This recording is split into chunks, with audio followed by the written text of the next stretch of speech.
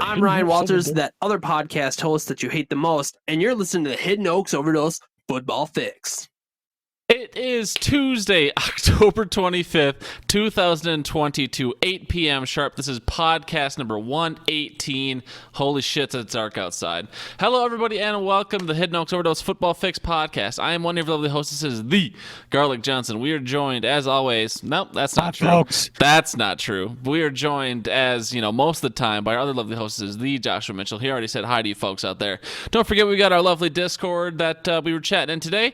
Segment start times are down in the description below, and thank you at Levi Oki Illustration on Instagram for all the beautiful art that people can see. Josh, how ya darn? I'm Dern. How are you, Gar?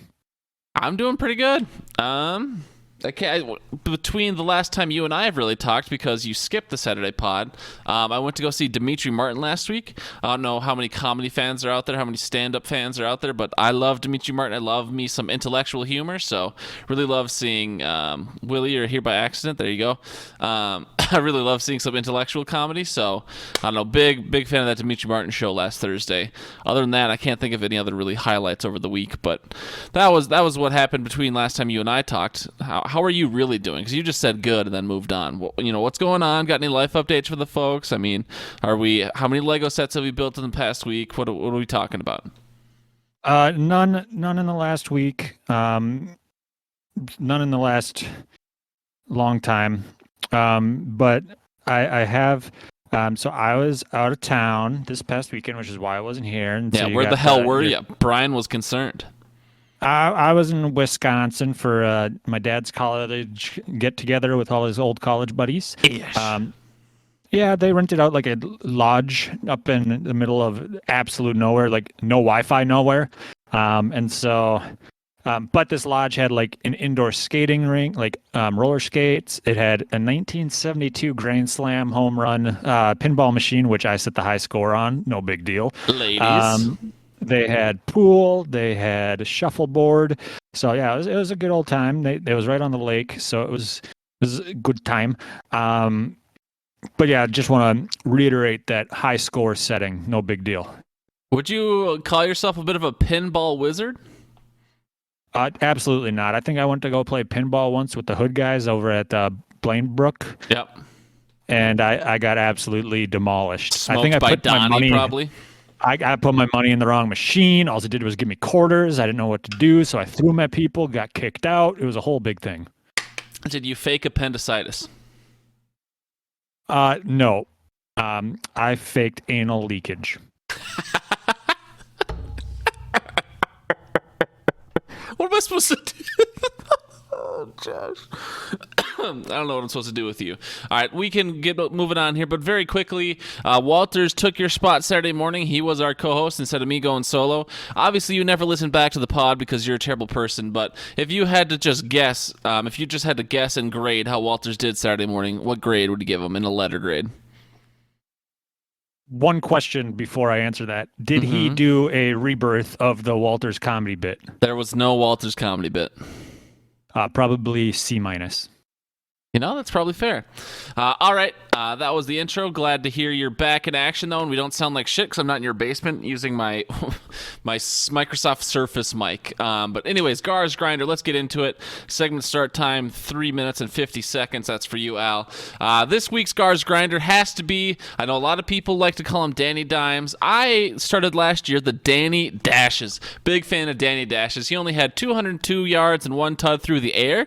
I was going to say 1 if by land, 2 if by sea. That doesn't make sense in this scenario, but only 202 yards and a tud through the air. But this dude had 11 dashes for 107 yards, a rushing touchdown, and 6 of those rushes were for rushing first downs. And so we're in the Champions League. We do half point per first down, and so I can see those first down stats. 6 of his rushes were for first downs. So I mean, Danny Dashes was literally keeping that game alive. They only won by 6. You have to give a lot of credit to what Danny Dashes was doing there. So this week's Gar's Grinder is the Danny Dashes on the 6-1 New York Giants. Josh? Very nice. I do have a kind of so the Champions League, I may not be a member, but if I provide an idea that the rest of the group, aka Dictator Gar Yes. likes. Would it guarantee me a spot when somebody loses instead of me having to write another sales pitch? I mean, you'll probably be in within 2 years because, like I said, if you're not in next year, I think probably every 4 years, just because who knows how long the league will actually last. So probably every 4 years we're going to do a guillotine invitational. So you should be in within 2 years, I would imagine. But anyway, sorry, go ahead. Okay. Continue. Okay. But yeah, so the idea is punter yards. I don't think Who the hell even... do you know has a punter league? Yeah, well, that's a good question. I think either next year we're going to do like either 2 defenses or 2 kickers or something like that. So I don't know. Maybe if I don't even know if punters are an option. I don't think punters are an option, but we can look into that. But that would be interesting. Yep. Yeah, but going on to the rant and rave, I'm just going to go ahead. I got 3 words: Green Bay dead. Josh, weekly recap. I said last week that I refuse to count the Green Bay Packers dead. It appears that at this point I am higher on the Packers than you are. Why, again, I know you had talked about it this week, but after seeing another week of the misery, we won't sit here and talk about the Green Bay Packers forever. But why is this year so different? Why are they dead this year in your eyes versus the other years? What does the Washington game show to you? Well, there's a lot of mental errors. For some odd reason, we're putting Mr. Butters himself back there to catch a punt. That's two fumbled punts in 2 weeks for Mr. Amari Rodgers. He ain't it. I say just trade him to that purple team to the west for that JJ dude they got. Just get him off the books. Even Steven. Even 1 for 1. 1 equals 1. Come on, Gar. Math. But no, I mean, overall, the run game hasn't done much. Haven't had a solid O-line. I think we're on like our 15th rotation of offensive linemen. Defense, they're supposed to be top 2, not 2, and they are. They're definitely top 2, not 2, but it's just in a league of their own. They're playing against the 1s and the 2s on the Green Bay side of the field. So I know in the offseason they had the whole Rodgers coming out of the locker room, addressing the press. Yeah, our offense is struggling a bit. Just got a good defense. No, you don't. You got a shitty offense and you got a crappy defense. It just so happens that the turd sandwich that's your offense is slightly less turdier than the turd sandwich that's your defense. I hate Green Bay. They're dead. God damn it! Go Packers. All right, that was the rant part of the rant and rave. I mean, we've talked about it a lot, but I know Walter's going into Sunday. He was talking about he's really interested to see what the Giants do, and I was like, yeah, the Giants and the Jets, to see what they do. They come out 6-1 and 5-2. New York football, here we go, baby. I mean, at this point, like a lot of people can say they can. I'm gonna go. Sorry, I don't mean to interrupt. I'm just gonna go back and rewind a little bit. Are you saying that the 2 teams that are that recently beat the Packers before the Washington football team did? They're combined 11-3 right now. That is correct. Wow. Okay, so maybe Green Bay's not dead. They're just getting, they're getting the hard part of the schedule out of the way, and the Commanders was just the fluke. Okay. Thanks, Gar. That's exactly what I'm saying. But I mean, at this point, like a lot of people can say they can regress to the mean, and maybe they're not as good as their record appears. But wins are wins. You get the wins on paper. I mean, a couple balls bounce their way, and they're in the playoffs. They get only 4 more wins probably for the Giants to hit that playoff threshold. So if there's however many games left, 11 games left, is that what it is, or just 10 games? 10 games left for them. They win half of those. They're in the playoffs. I mean, it's just crazy. Good for New York football, though. Matt Ryan bench, that was crazy. That came out yesterday. Chargers, I called it, and I think I still had them being like 10-7, like a very fringe playoff team. But everything looks so good for them. I just knew it wouldn't work out because that's how my fandoms work. But Chargers, why? Why are you so bad? Why you make me cry? And then injuries, Josh, you put that in there. I thought I read there's like 32 or 36 injuries this week. Absolutely wild. What's happening? I don't know, because they don't all play on turf, but it does. I mean, it just seems like this week there was a lot of different fantasy relevant. Some of them ended up, coming out on the other end a little bit better than others. Obviously, losing Breece Hall for the season with his torn ACL and meniscus, that's not good. Never fun to lose a stud like that, even if he's not on your team. He's only on one of my teams. He's just good for the sport of football. I mean, yeah, he's good for football. Watch. Yeah. But then you also got DK Metcalf, I think, has a high ankle sprain. And that's the only other name that really popped up in my mind right now because my brain hurts. Mike Williams also with an ankle, yeah. Yeah, Mike Williams went down with his ankle, though it sounds like he might be a shorter recovery time. It sounds like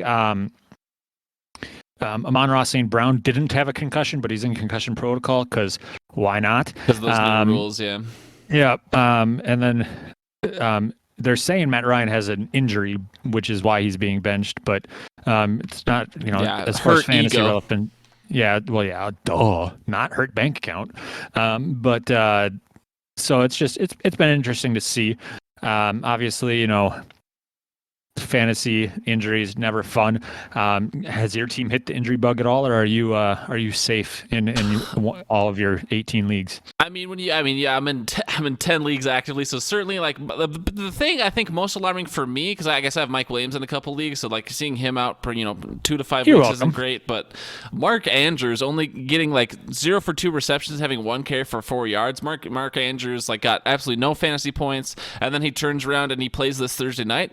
That's really flying under the radar. They could just, because he's such a pro, they could just be resting him so he's as fresh as he can be for the Thursday night game. But low key, I'm concerned for Mark Andrews, who I have in a couple leagues. So I hope everything's all right with him. But Yeah, no, I have him in a league, and it's not. I hadn't been paying too much attention to it up until today. I know that he had been sitting, getting some. It sounded like veteran rest, but who knows what it is nowadays. With all the things that they can report and not report, and yeah. And so obviously, between the podcast, we had the CMC trade go down. I don't know, was that before this Saturday? Yeah, it was. So you guys probably talked about it. I won't address that then. I don't remember talking about the CMC trade much, but I mean, you can go ahead and talk about it real quick. No, I was just going to say it was a little bit shocking to see. I know that it looked like some of the details of the Rams trade came out. They're trying to offload Akers for CMC with some picks involved. But he ended up going to San Fran. So it'll be fun to see, because that San Fran team, especially when Trey Lance comes back, will they even throw the ball? Will they become the Atlanta Falcons of 2022? Just running the fucking wishbone every play. Basically. And so going into another injury, we have, unfortunately, it seems like Kyle Pitts is injured, decapitated, the whole thing, because they only target him 3 times a game. But, when you think about it, that offense only throws the ball 13 times every week. So, that's the offense Christian Watson should be in, because that's NDSU written all over it. All right. Yeah, there were a lot of injuries, though, but we can keep moving here. Weekly recap, Josh. I'm really sorry about that. Excuse me. Weekly recap. Grain of salt. How'd you do last week, Josh? Oh gosh, I didn't have it pulled up, but I went 4-2. Obviously, I have no head in 2 of the guillotine leagues, but I won 2. in the. Yeah, I won in the against the median, so technically 3-2, but we count it as a win, so 4-2. 1 and 2 of the dynasties, lost and deflate these balls. If you listened to the pre-show, you heard me ranting about that, about how I had the second most points for, ended up playing against the most points for. See you in the championships, bud. And then I dropped my second straight in the Victoria's Secret to Jack. Obviously, Josh Allen on bye doesn't help, and a couple other things, just tough matchups overall. But how'd you do, Gar? Well, I would like to very quickly. I know last week I didn't have it ready because I was just a lazy piece of shit last week. But last week I guess I went 3-5. That was a lie. Last week I went 2-6, which is even worse, which is bad. But I went even worse this week. I went 1-7 this week. The only league I won in was Deflate These Balls. So I'm 27-29 heads up on the season. So that's brutal. I am still alive in both guillotine leagues, and in Brad's guillotine league I still have like $940 or whatever it is. So that feels pretty good, in a pretty prime position in that league. But J-Ball's Guillotine League, I've only got $200 left, and we'll see how that goes. But going 1-7 is absolutely brutal. 27-29 is not good. And then when you go down here with the intellectual property of Joshua Allen Bunker Incorporated, playing every team every week, I am 302 and 343. So that's 40. I'm batting 468, which is not good in fantasy records. The only 2 leagues I'm above 500 in are both dynasty leagues, so leagues I couldn't really fuck up in redrafts this year too bad. The BSB league and the Deflate These Balls league, those are the only 2 leagues I'm above 500 in when I'm playing every team every week. So that's a bit brutal, and we gotta get the ship turned around. But it appears redraft again was just not my thing this year. I yo-yo, and this year I'm yo-yoing down hard, and I don't like it, Josh. Yeah, not good. You want to go ahead and blow through the FanDuel top 3, because then I'll do the Hoodlines a little bit after that. Yeah, for sure. Top 3 fantasy points last week. We had Joe Burrow with 39.24, Josh 2 weeks Jacobs in a row. with Josh Jacobs with 35. Austin Eckler with 30.7. Seems he's back. Top three values. Joe Burrow, as mentioned, with a 39.24 was a 4.7 times value. The Cowboys defense with 4.7 times value. Unsure of the points total, but I think it was in the 20. Like 20, I think. 2022. Yeah. And then Mecole Hardman, the guy in KC that caught 3 tutters, 4.6 times value if you were to have him in your lineups. Top 3 weekly totals, we had Jack Mehoff with 157.74. Then we had the Best Bean Garbanzo with 155.14. And then Happy Camper, Elena, I believe, with 135.24. Since I believe we should add a top 4 score, we're just going to go ahead to the... it's me, 119.02.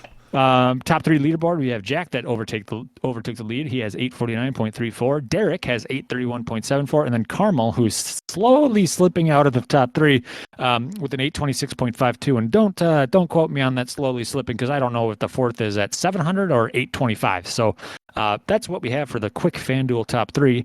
Gar, how'd you do last week? My last week was absolute garbage. I invested heavily in the Detroit-Dallas game, and that was very disappointing for me. It did not work out. Oh, no. I did say I like Zeke, and Zeke did fine, but other than that, it was not looking good. So I did not do well. Yikes. Yeah, I like I said, if you would listen to my rant there, or not a rant, but my quick speak, I was in 4th this week, and looking at my totals, I only got 4th because of 2 players, because they contributed to half of my points. Ken Walker got me 29, and Josh Jacobs got me 35. Is that good? I'd take it. Just think if I would have had Joe Burrow in there, child. And to your point about the top 3, I believe last week it went Carmel, Derek, Walters.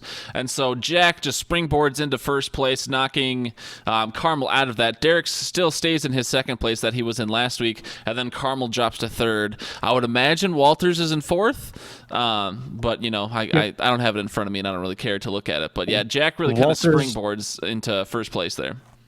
Walters and Elena are in 4th and 5th within a point of each other. Like 0.3 of each other. Then we got Cody in 6th and Nikita in 7th, and they're within 3 points of each other, but there are 20 points back on Elena and Walters.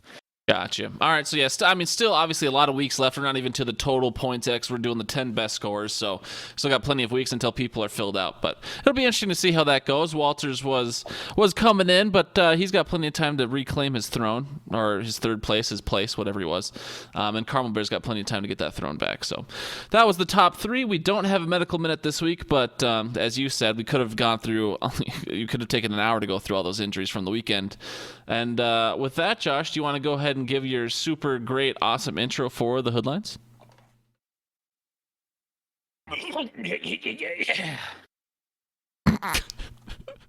What's good in the hood? Brought to us by Skybusters. Hoodlines.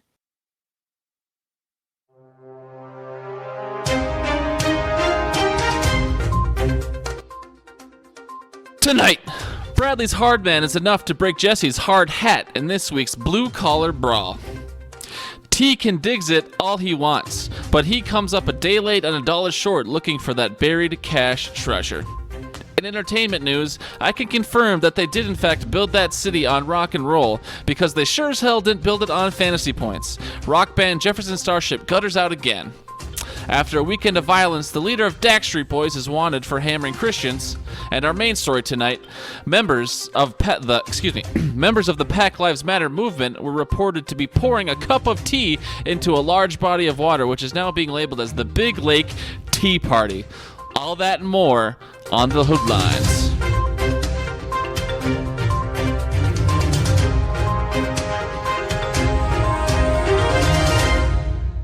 Hell yeah, brother. Hoodlines. Bradley won the side bet. The side bet was look at these TDs, the most offensive touchdowns. And Bradley squeaked it out with 6. I believe there were a bunch of people, or at least a couple people at 5. And so Brad squeaks away with it at 6. Can I challenge his win? Sure. Sure. I mean, on what grounds? Technically, it was only 3 touchdowns. He just happened to have the thrower and the catcher of them all. And, I mean, yeah, that's the way she goes. I know, I'm just kidding. Good on him for knowing that, because I didn't start Mecole Hardman. I had him in a league, a.k.a. the Dynasty League. Yeah, I mean, Bradley loves his stacks, dude. I believe he's starting Mahomes, Kelsey, and Hardman, so... Yeah, that's Good for him. That's how Bradley did it before, so that's how he's doing it again, right? And then I mean, we're halfway through the season. I mean, we don't really talk about the league too much these days, but Derek's first at 11-3. Second place is Eric Szymanski at 9-5.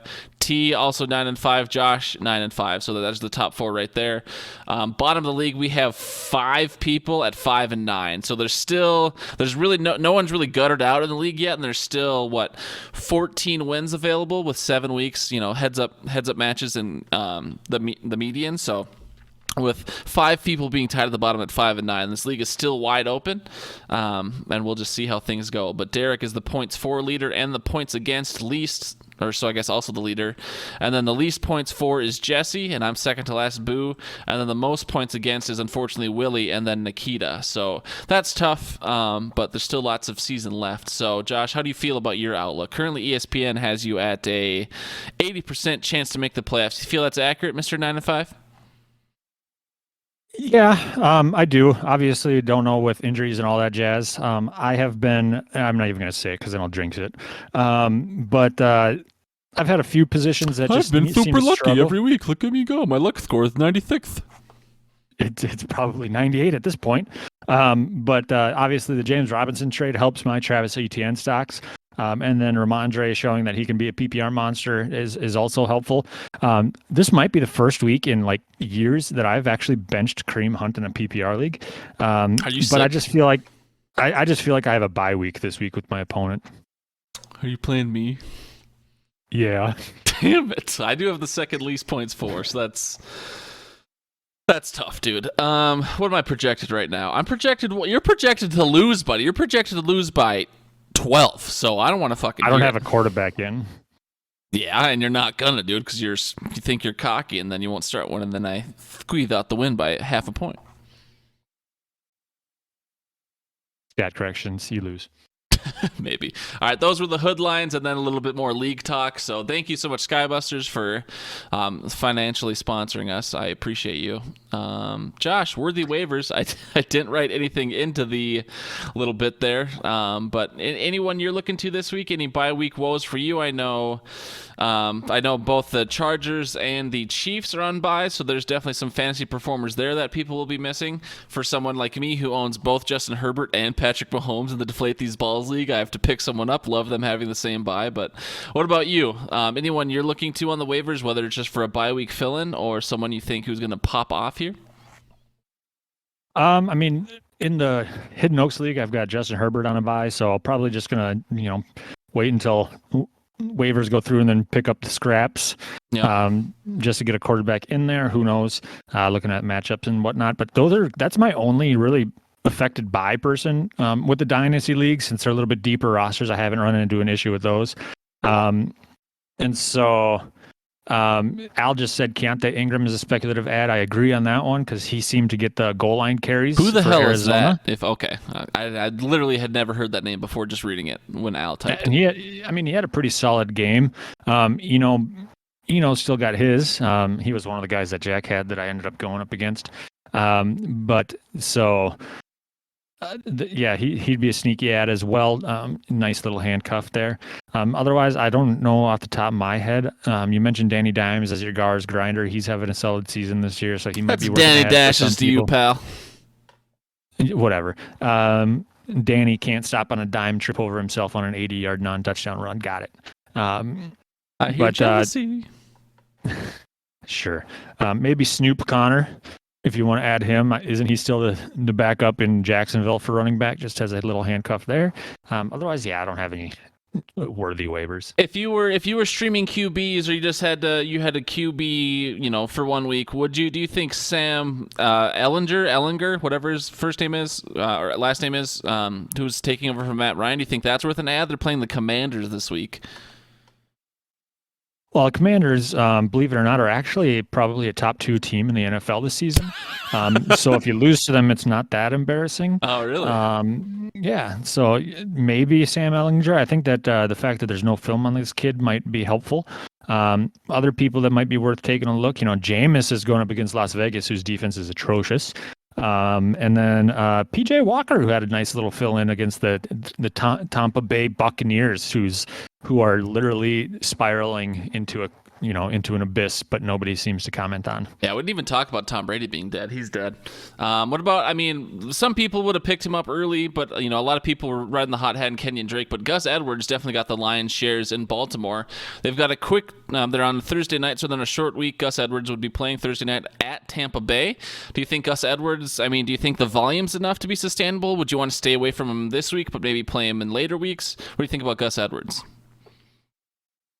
Yeah, he did get the opportunity. He only played 37% of the snaps and got 16 carries, which is a decent number. But he had the 2 touchdowns. Once again, another player that Jack had going up against me. Suck it, nerd. And so, right. But it's still that timeshare with Kenyon Drake and then Justice Hill, if you want to believe he's still a person. But only playing 37% of the snaps, I don't think he's going to get that output each week. So Kenyon Drake might be somebody to consider. All right, last question here before we move on to the outro and then the obituaries. That'll be amazing. I'm sure you worked very hard on them. The Carolina backfield, now in that vacuum of CMC, do you want Deonta Foreman or Chuba Hubbard? Do you want one over the other? Do you want both just to see who falls out? Or do you not want to touch that backfield? Do you think both will be garbage? I probably don't want to touch it. Obviously, I think Chuba had a decent week last week, so he might be the guy to roll with. Obviously, he had, I don't know how. Here, I'll give you the stats here. Chuba had 9 carries for 63 yards and a tud, and then 2 receptions for 10 yards. So I'm not going to read the scoring because I'm in sleeper, but on Brad's leagues. But 70 yards, tud, and then Deonta Foreman, he had 15 carries for 118 yards, and then 2 receptions for 27 yards. So Deonta Foreman had more carries. They were both very efficient with their carries, and then Deonta Foreman was slightly more efficient with his receptions, but they were kind of, Deonta Foreman was the leader, but who knows? I think Chuba Hubbard was the starter, if that makes a difference. Yeah, I would say that if you played either of those guys, you'd be very happy with the output, considering what that offense has looked like this season. But whether or not that continues is another thing. So whoever carves out more of a role in the coming week might be worth adding to the lineup. But until there's a little bit more clarity as to who they're going to kind of ride, I'd probably avoid it and stick with guys that are already on your roster and are there for a reason, or just if you're playing against me, bench everybody. That's fine. All right, those were the worthy waivers. Josh, outro real quick. I'll just let the people know that obviously we appreciate those who participate in the Discord, and we will continue to appreciate you. You'd never be afraid to leave us voicemails at anchor.fm/hoodpod/message if you want. I know we don't really have a lot of segments built for that these days. We kind of got rid of the fave you-know-who, but maybe we'll do something back. Funny enough, a couple other podcasts are now doing their own very, very close spinoffs of the fave list, but, we did it first. We were the Trailblazers, and no other podcast in the history forever did it before us, so obviously we did it first, but just kidding. But yeah, we appreciate that, and we will see you guys back again Saturday morning. We will be back with the Saturday morning pod, unless, Josh, are you going to be out of town again? Should I be disappointed? Should I get someone else Saturday morning, or are you going to be there? Yeah. No, it's Asher's birthday, but I should be able to make it work. Gotcha. All right, sounds good. And birthday party. Sorry. Now that you mention it, I'll probably be in the cities. Hopefully, I just won't forget my fucking laptop again. But all right. So that's the outro. We appreciate everyone for listening, and now it is time for the obituaries. Josh, we'll go ahead and play the sad music for just a little bit, but let's just tone ourselves down here. It's we didn't really have obituaries. We didn't have we didn't have obituaries 2 weeks ago, and then yours was a poem last week. Your lovely wife and yourself left us. But let's just go ahead and change the tone. And we're always sad to lose our fantasy comrades. So I'll play the sad music for a bit, Josh. Then you can take it away.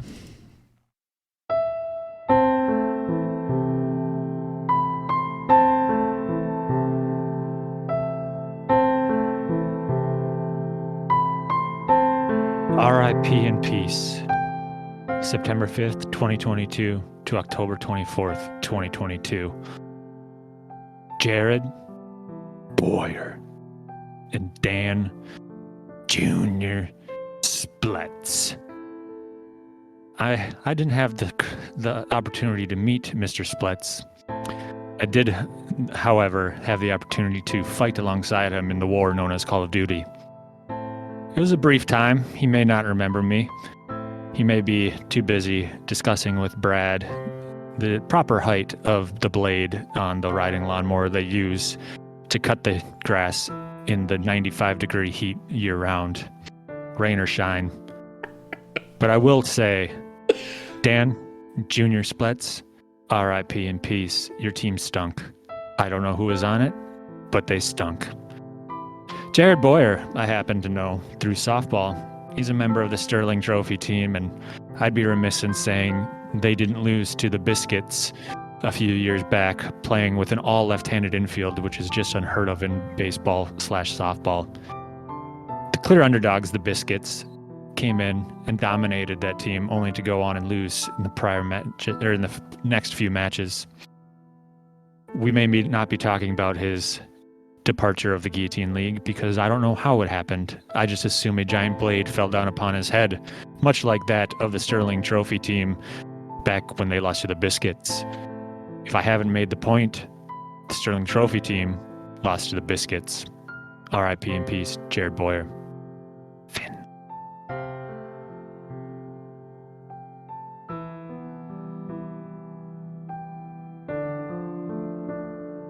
Go Packers.